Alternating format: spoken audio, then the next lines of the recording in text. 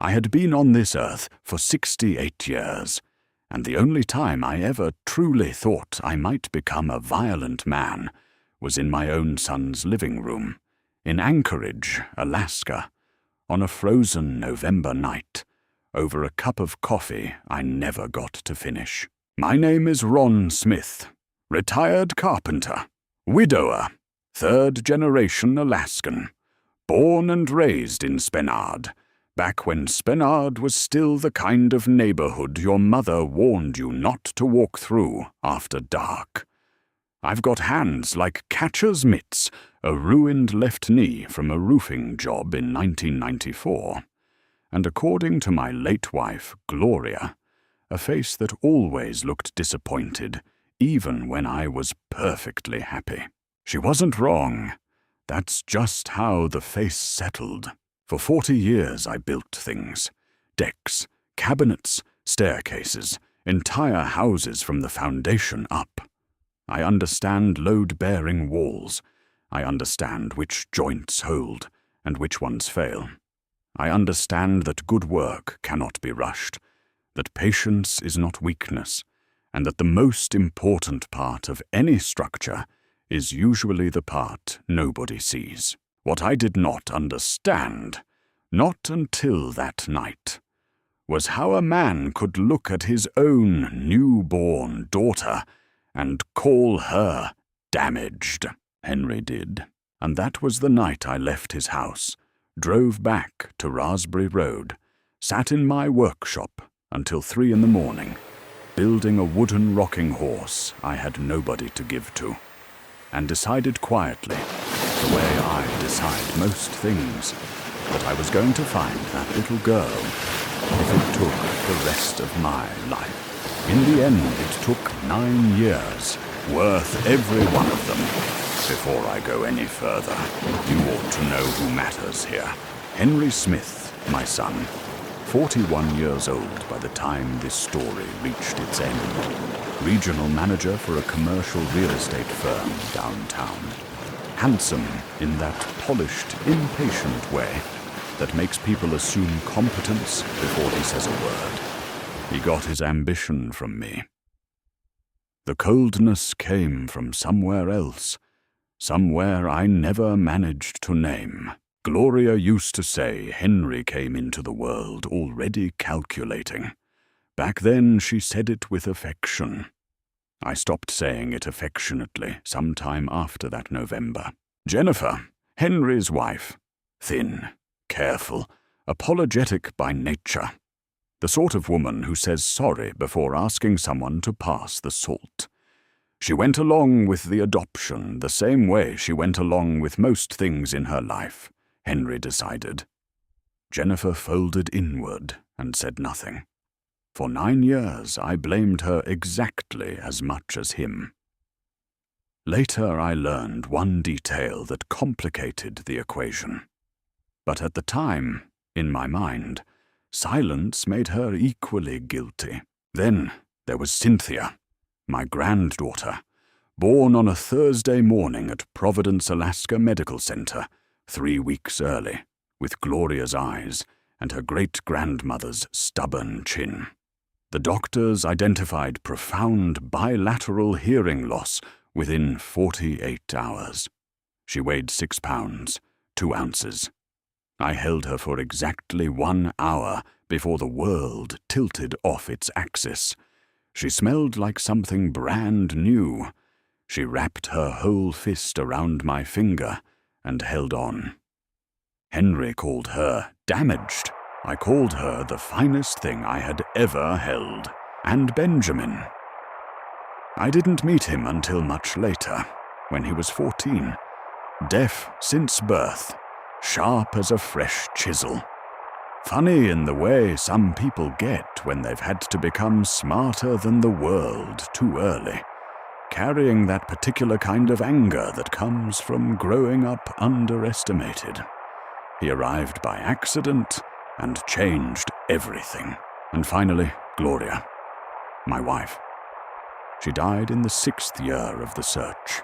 Breast cancer, fast and merciless, like an Alaska winter. 3 days before the end, She made me promise I would not stop looking. I told her I had never considered stopping. She smiled and said, "I know. I just wanted to hear you say it." I've been talking to her ever since, mostly in the workshop, where the sawdust hangs thick enough to feel like a presence.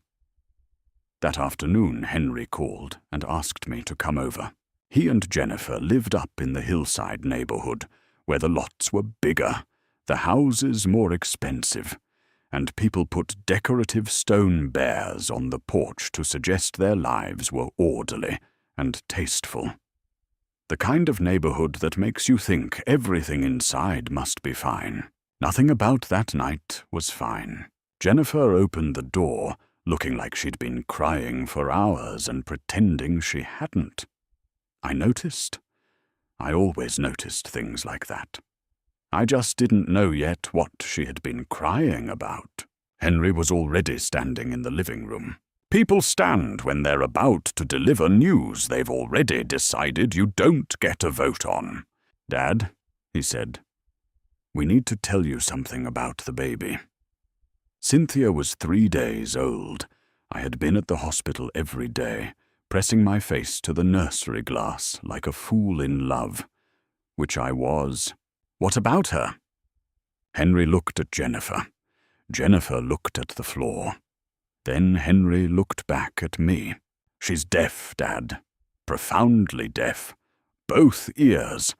The doctors confirmed it this morning. And we've made a decision. We're giving her up for adoption. It's already in motion." I didn't hear the rest. Not because I was deaf, but because something inside my chest roared so loudly it drowned out everything else, like standing beside a glacier breaking into the sea. "What did you just say to me?" "Dad, listen!" "What did you just say?" He squared his shoulders. Went calm in the way he had since he was 16, that awful polished calm that meant he had already made up his mind, and your feelings were not part of the equation. "We can't raise a damaged child, Dad. We're not equipped. We don't know sign language. We don't have the resources. This isn't judgment. It's practicality. She weighs 6 pounds, 2 ounces.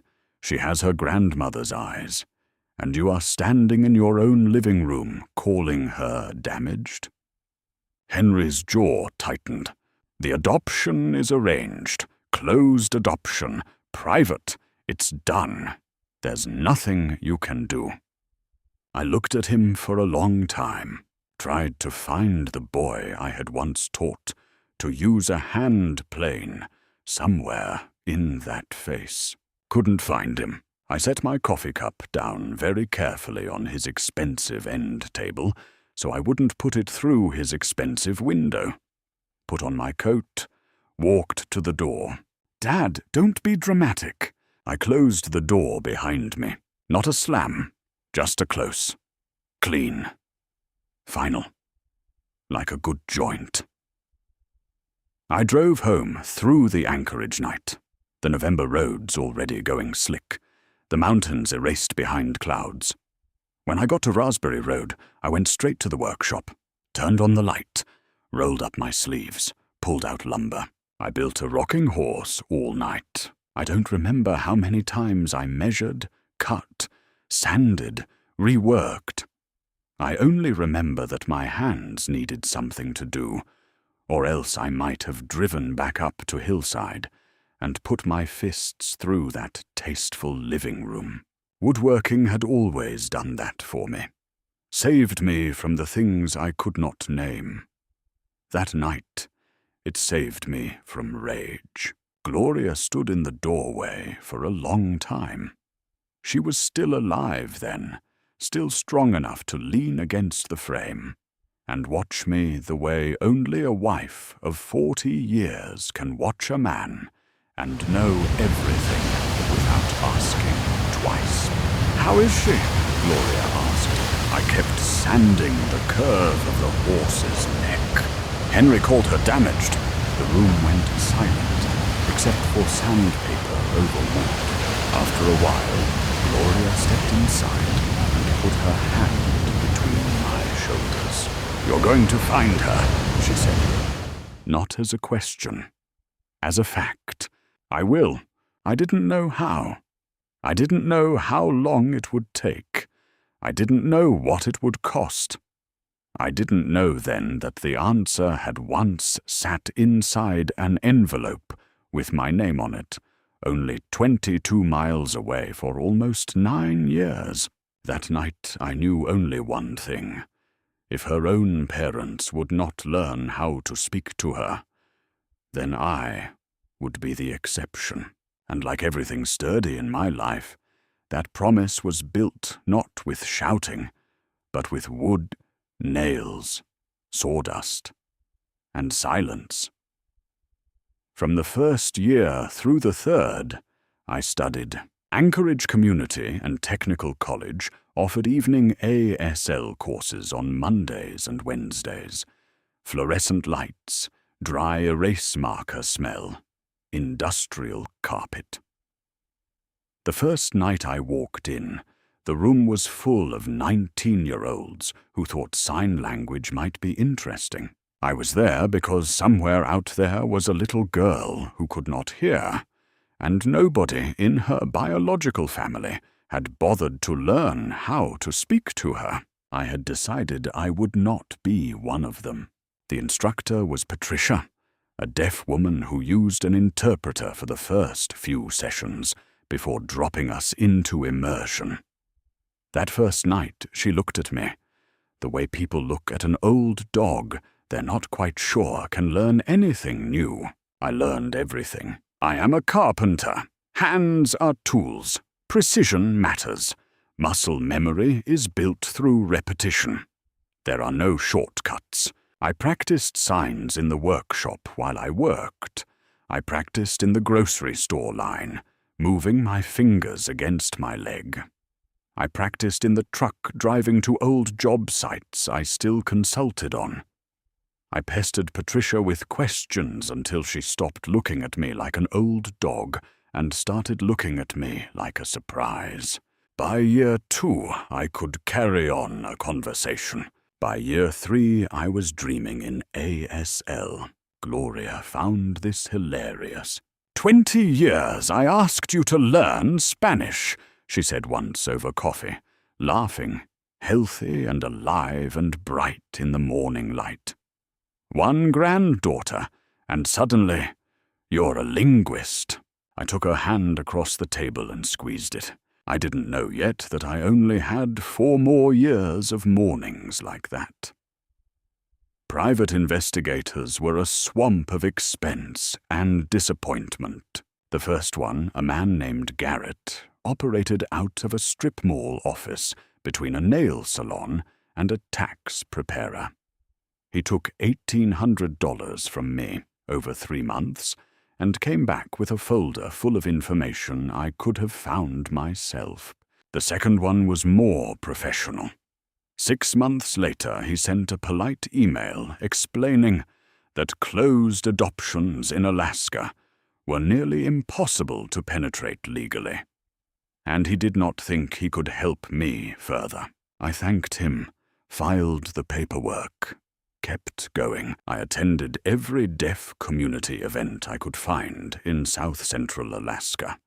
Awareness festivals downtown, school showcases, church gatherings, fundraisers, potlucks, theater performances. I became a familiar face in places where at first I was obviously an outsider.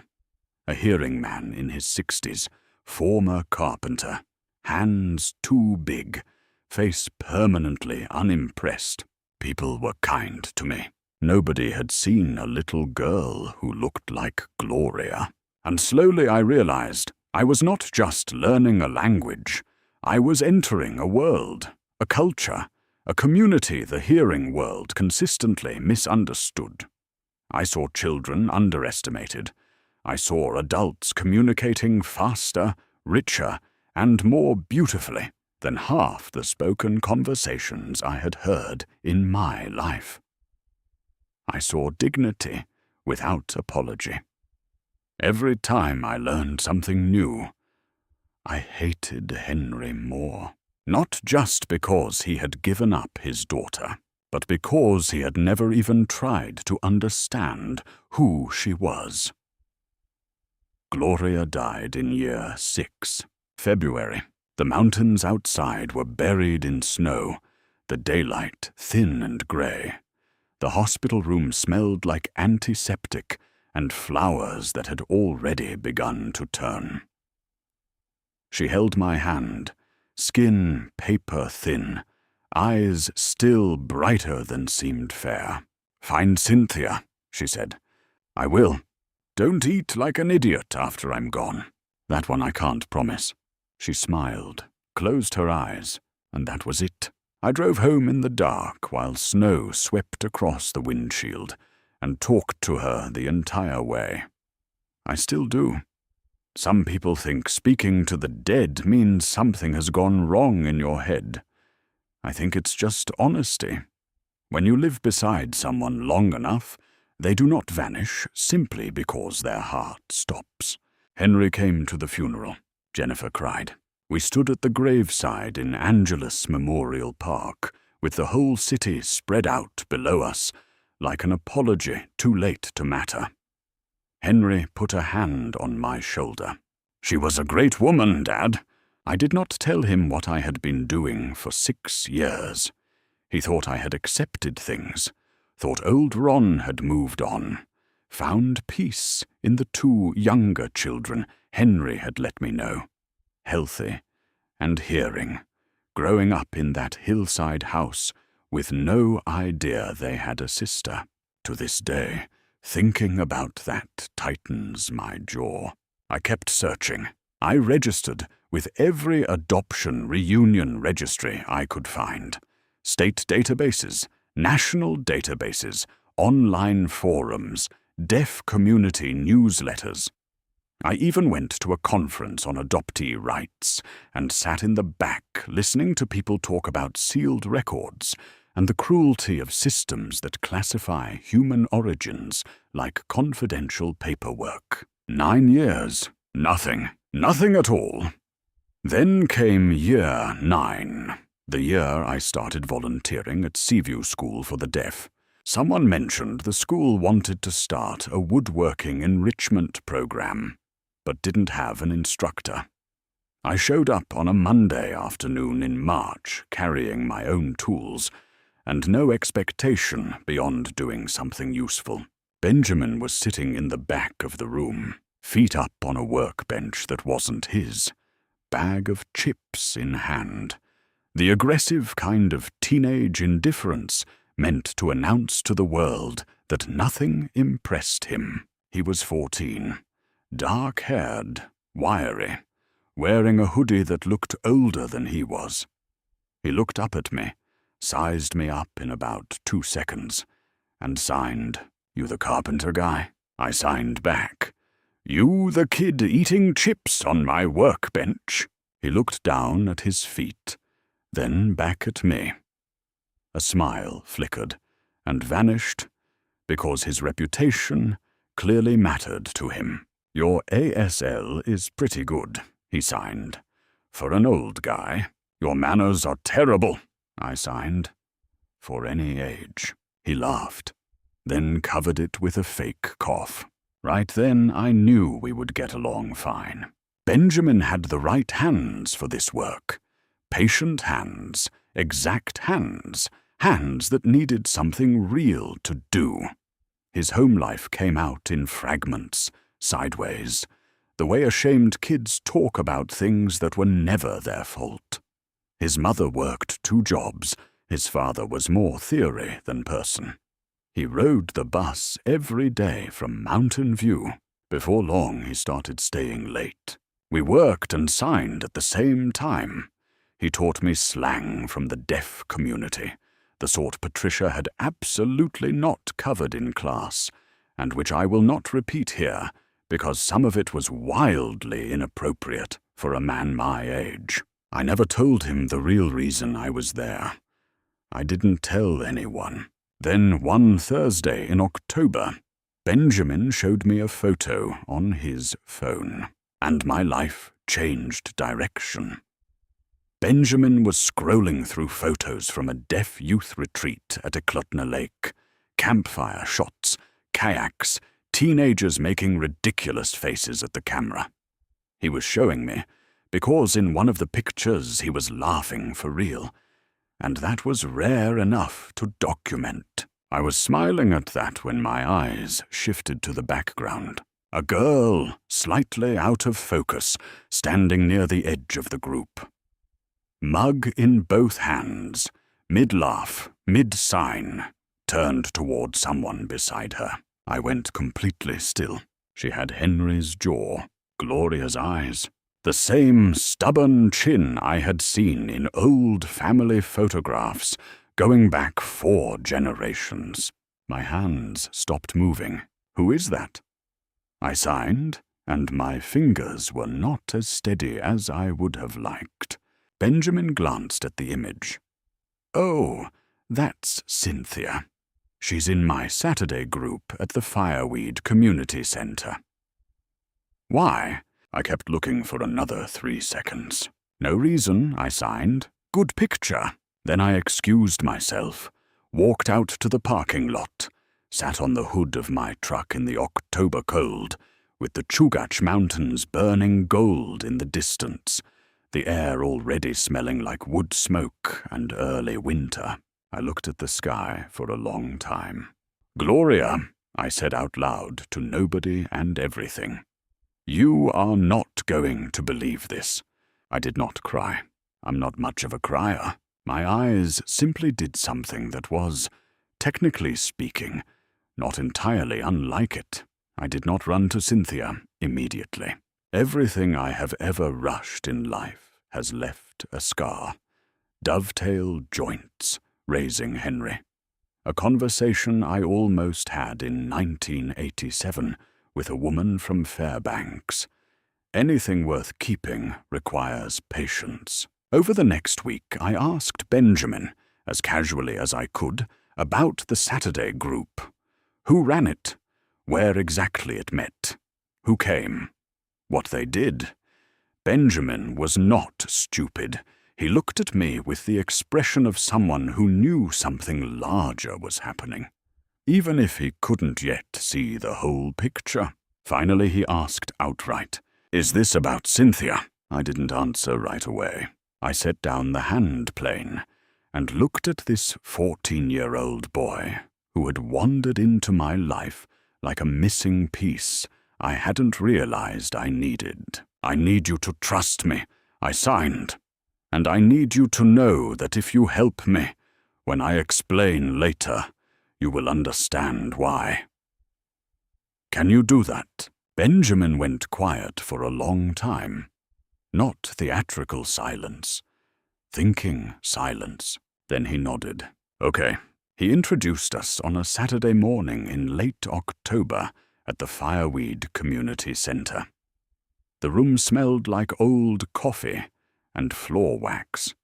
Outside, the birch trees were bare, and the first real snow of the season seemed undecided. I saw her before Benjamin brought her over. Cynthia was across the room, signing rapidly with another girl and laughing. 13 years old, taller than I had imagined, carrying herself like someone who did not need anyone's permission to take up space. Not arrogance, not performance, just that kind of confidence that comes from deciding early that the world's opinion of your limits is not your problem. I thought, there you are. There was no roaring in my chest this time, just a deep, settling quiet, like a foundation finally finding bedrock. Benjamin tapped her shoulder. Cynthia, this is Ron, the carpenter I told you about, the one who taught me to make the bowl. She turned, looked at me with Gloria's eyes, then held out her hand, not in a wave, but for a proper handshake. I shook it. Benjamin says you taught him to make the wooden bowl, she signed. I laughed. actually laughed and startled myself with the sound. "Thank you." He did most of it himself. She shot Benjamin a glance with a raised eyebrow, so familiar it almost knocked the breath out of me. That eyebrow was mine. "Your signing is good," she said. "How long have you been learning?" 9 years. Something shifted in her expression. A small recalibration. 9 years is a long time to learn a language when nobody in your immediate life requires it. "Why did you start?" I looked at her. "I'll tell you sometime." We met 4 more times over the next 3 weeks, always at the community center, always with Benjamin somewhere nearby, always easy, unforced. She told me about Service High School, about the deaf theater group she performed with, about wanting to become an architect. She described redesigning her bedroom in her head 3 separate times, explaining walls and open space, and flow like a tiny engineer. "Load-bearing walls," I signed when she talked about opening up a space. Her face lit up. "Exactly. You can't remove a wall until you understand what it's holding up." I finished the thought for her. She pointed at me as if I had just answered something correctly on a test, and all I could think was, "Gloria, you would have loved this girl beyond reason." By the 5th meeting, I asked if I could speak with Cynthia's adoptive parents before telling her the truth. The Petersons were good people, warm people. They lived over in Abbott Loop. They were cautious, but open. We met for coffee one Thursday morning while Cynthia was at school. I told them everything. 9 years, ISL classes, investigators, community events, Benjamin, the photograph at Eklutna. Karen Peterson listened without interrupting. That is rarer than it ought to be. When I finished, she was quiet for a moment. Then she said, "Mr. Smith, may I show you something?" She reached into her purse and set an envelope on the table. The edges were yellowing. My name was on the front. My old address. Jennifer's handwriting. I knew it instantly. My hands went still for the second time in 9 years. Karen spoke softly. "This came about 6 months after the adoption, forwarded through the agency. We assumed you had been given our information and chosen not to contact us. We kept it because, I don't know. It never felt right to throw it away." I turned the envelope over, still sealed, because I had moved, because one house sale and one redirected address had bent the course of 9 years. I opened it. Inside was a photograph of me and Gloria at a summer barbecue years earlier. Gloria laughing at something outside the frame. Me looking at her instead of the camera, and a note in Jennifer's careful handwriting. "Her grandfather loves her. His name is Ron Smith. If she ever wants to find her family, start with him. He won't have stopped looking." Jennifer had known it was wrong. At least 6 months in she had known, but she had not been brave enough to set it right. She dropped one breadcrumb into the dark and left chance to do the rest. It took the universe 9 years. I am a patient man. Even I have my limits. That afternoon I told Cynthia the truth. I had prepared myself for anger, tears, shock, silence, rejection. I had prepared for every possible reaction. What I had not prepared for was her reaching into her jacket pocket and pulling out the same photograph. Me and Gloria, the one from the envelope. "I know," she signed. "I knew who you were by the 3rd time we met. I recognized you from the picture." I stared at her like an idiot. Karen showed it to me years ago. She signed. She said if I ever wanted to find my birth family, you were the first place to start. That you would never have stopped looking. She said it simply, as if that part had always been obvious. I let you prove what kind of person you were first, she added. Then I decided. One corner of my mouth lifted. And the verdict? She narrowed her eyes at me, then signed, "You're okay." Highest praise I had received in years. I took it, and I want to be clear about something. Everything I did after that was not impulsive. Impulsive people flip tables and send furious messages. I am a carpenter. I measure twice. I cut once. Before I touched anything involving Henry and Jennifer, I spent 1 full year just being Cynthia's grandfather. That year was worth more than some people get in a lifetime of blood relation. I watched Cynthia perform at Service High. I saw her on stage signing with such precision and force that adults in the audience cried, while she remained gloriously unbothered. We went fishing at Eklutna in June, and she caught a larger salmon than I did and made sure I never forgot it. On Saturday mornings, she stood across from me in the workshop, wearing safety goggles and arguing with wood until the wood lost.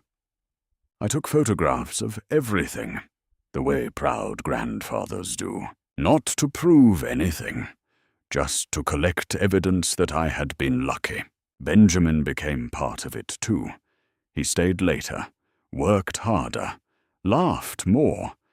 The empty space in my life after Gloria, and after all those years of unanswered searching, did not feel so empty anymore.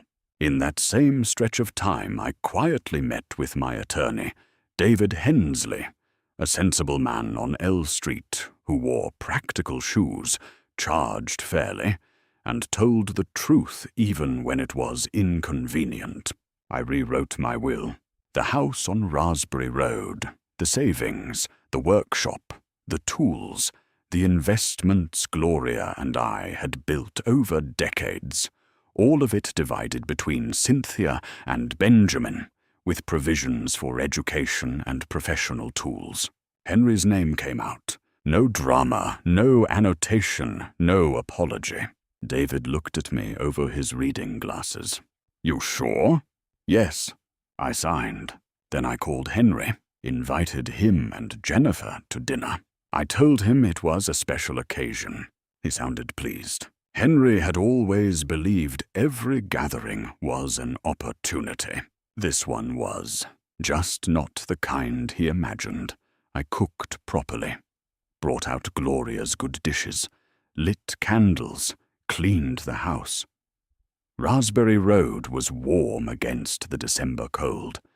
The workshop light glowed through the back window. The mountains were invisible beyond the dark. Henry arrived, looking like a man expecting good news. Jennifer arrived, looking like a woman who had known for years that the bill would eventually come due. We ate.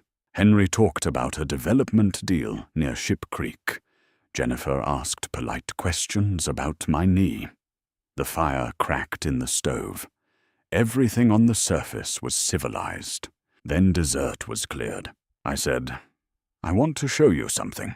I opened the laptop and pressed play. 93 seconds. Cynthia on a small stage at Fireweed, signing a monologue with the kind of fierce grace that makes an audience forget how to breathe. At the end, her face lit with triumph, with life, with wholeness. I watched Henry watch her. First, the color drained from his face. Then his jaw loosened. Then his eyes started doing the math. His own jawline. His mother's eyes. The family chin. Jennifer's hand flew to her mouth. She made a sound that wasn't quite a word. I closed the laptop, refilled my coffee, leaned back and let silence finish the work. Henry spoke first. His voice came out small. "That's her? Her name is Cynthia," I said. "She's 14. She's doing well at Service High. She wants to be an architect. She understands load-bearing walls. She signs in 3 languages and is teaching herself French because she felt like it. She catches bigger fish than I do." I let the next sentence land where it needed to. "I've known her for a year." The silence after that had weight. Then Henry exploded. He threw out every word he could reach for. Closed adoption, rights, liability, legal exposure. All the language of a man who had learned how to dress his worst instincts in professional vocabulary. I let him finish. Then I took a small sip of coffee and said very quietly, "You called her damaged, Henry." His mouth shut. "She had your mother's eyes, your grandmother's chin. She weighed 6 pounds, 2 ounces. She wrapped her hand around my finger. And you called her damaged. I want you to carry that word for the rest of your life. Every time you think of tonight, I want you to hear yourself saying it." Then I turned to Jennifer. She was crying for real now. "You knew," I said. 6 months later you knew. You sent the Petersons my photograph and my name. You did one decent thing, then went back to your life and left the rest to chance. 9 years, Jennifer. 9 years. She didn't deny it, only whispered, "I'm sorry." "Of course you are. You've always been sorry.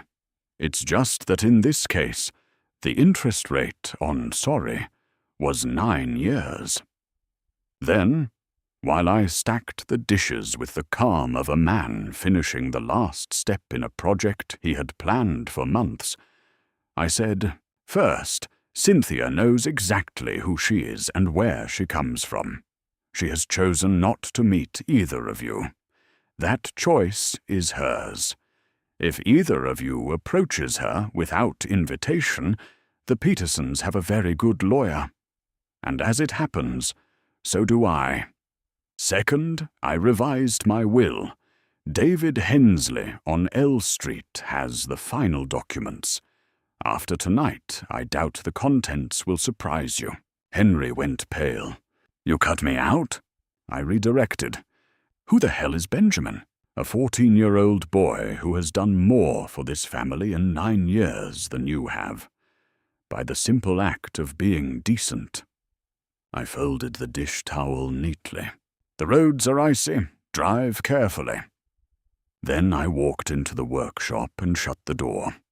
I listened to their voices through the wall, their footsteps, the front door, Henry's car pulling out, then silence, just the yellow workshop light, the smell of wood and varnish, 40 years of work, and the dark Alaska sky holding still above me. I picked up a piece of walnut I had been saving for 6 months. Cynthia had once mentioned, sideways, the way people mention what they truly want, that she had always wanted a proper drafting table. Adjustable height, solid top, drawers for plans and instruments. I took up my pencil, started sketching measurements onto a scrap of pine. I still had work to do. Henry drove home in silence. Jennifer stared out the passenger side window the whole way. Their house on Hillside was still lit, warm, expensive, full of children who did not know they had a sister. In the months that followed, Henry started noticing things he had never bothered to see before. A deaf mother signing to her daughter at a grocery checkout. A group of deaf teenagers laughing on a city bus. A man at the airport signing with a remote interpreter. Self-contained, fluent, entirely fine. Nothing like the broken thing Henry had once imagined. He called me in February. I let it go to voicemail. He called again in March. I listened. The message was long and awkward, clearly rehearsed and still not right. I did not call back. That clock runs on Cynthia's time, not mine. Jennifer wrote Cynthia a letter through Karen Peterson. She did not ask for forgiveness. She did not ask for a relationship. She wrote about guilt, cowardice. The one thing worth preserving in the entire letter was this: you were never the problem. Cynthia read it twice in my workshop. Safety goggles pushed up onto her forehead, sawdust caught in her hair. Then she handed it back. "I know," she signed. "I've known that for years. None of it was my fault. I was never damaged." She said it the way a person states a structural truth. Calm, settled, beyond argument. I signed back. "No, you weren't." She pulled her goggles down and went back to finishing the joint she was working on. Some doors stay closed, not because of hatred, but because they are no longer needed. Benjamin turned 15 in April. I gave him a proper set of chisels, Swiss-made, the kind that hold an edge. He held the case in both hands for a long time before opening it. "These are too good for me," he signed. "No," I signed back. "They're exactly right for you. Just don't abuse them." He looked up. For half a second, the cool kid armor slipped. "Thanks for staying late all those Mondays." "You stayed too." He shrugged, opened the case, and got to work. May in Anchorage is the city's best-kept secret. The birch trees come back all at once, like they've been waiting for a proper entrance. The Chugach turns green above the snow line. The light stretches toward midnight. On a Saturday morning in the workshop on Raspberry Road, the walnut drafting table was finished. Solid top, adjustable height, 3 drawers with hand-cut dovetails. Possibly the finest thing I had built in 20 years.